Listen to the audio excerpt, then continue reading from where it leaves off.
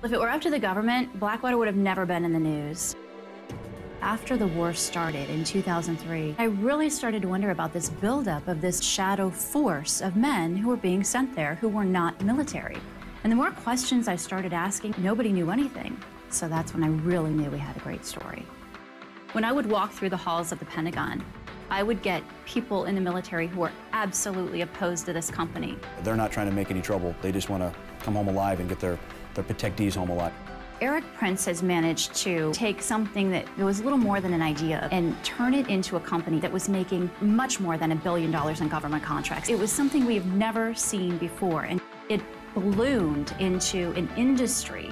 And then all of a sudden, when things started to go wrong, everything he had built in that short period of time went away even faster than how quickly he built it up. In Fallujah, sources telling CNN it appeared there were at least 4 victims who were killed. When I sat down and talked to him about Fallujah, he wasn't going to tell me anything beyond what he would say in his statement.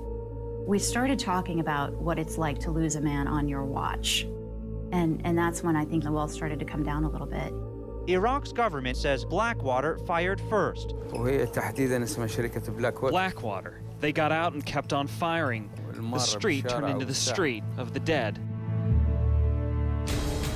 And we traveled to Afghanistan in the course of me writing the book. And one of the things that he realized on that trip was that the name Blackwater, because of the shooting in Nisour Square in Baghdad, had become almost radioactive. That was the word that he used to describe his own company.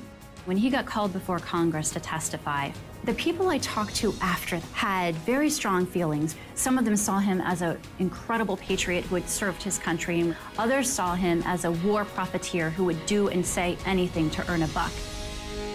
I think there are a lot of interesting stories within Master of War. There's the interesting personal story of Erik Prince. There's a fascinating military lesson about what this country learned when they tried to go to war with not enough people in the military.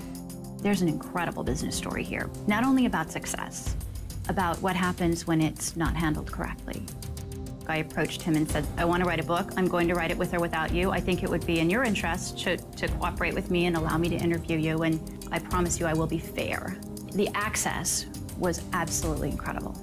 Erik Prince as a person has led a fascinating life that I think many of us would be drawn to. He has a drive that is almost unmatched in many of the people I've met during my career.